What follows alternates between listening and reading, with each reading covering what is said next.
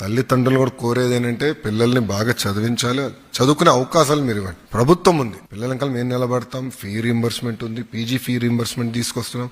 విదేశీ విద్యకి ఆల్టర్నేటివ్ మంచి మెకానిజం మేము డిస్కస్ చేస్తున్నాం, అది తీసుకొస్తాం. అంటే ప్రభుత్వం ఆలోచన డబ్బుల వల్ల పిల్లలు ఇబ్బంది పడకూడదు, వెనకబడి ఉండకూడదు. నేను స్టాన్ఫర్డ్ లో చదివినప్పుడు అప్లై చేసినప్పుడు అప్లికేషన్ లో ఎక్కడ గానీ మీ దగ్గర ఎంత డబ్బులున్నాయి, మీ బ్యాంక్ అకౌంట్ స్టేట్మెంట్లు ఇవన్నీ నేను ఎక్కడ అడగరు. అప్లై చేసిన తర్వాత అప్లై చేస్తాం, దాని మాకు ఇంటర్వ్యూస్ ఉంటాయి. ఇంటర్వ్యూ అయిన తర్వాత అడ్మిషన్ లెటర్ ఇస్తారు. అడ్మిషన్ లెటర్ వచ్చిన తర్వాత అడుగుతారు, ఓకే మీ ఫైనాన్షియల్ సిచ్యువేషన్ ఏంటి, స్కాలర్షిప్స్ ఇవ్వచ్చా, ఫైనాన్షియల్ ఎయిడ్ ఇవ్వచ్చా, లోన్లు అరేంజ్ చేయొచ్చా, అట్లా వాళ్ళు అడుగుతారు.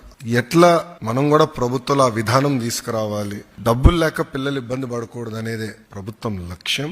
గడిచిన కొన్ని సంవత్సరాలు విద్య ఒక రకంగా నడిచినా మళ్ళీ దాన్ని ట్యూన్ చేసి సరైన దారులు పెట్టే బాధ్యత ప్రభుత్వం తీసుకుంది. తల్లిదండ్రులకు ఎలాంటి ఇబ్బంది లేకుండా చేయాలనేదే ప్రభుత్వ నిర్ణయం. దానికి మన ప్రభుత్వం కట్టుబడి ఉంది.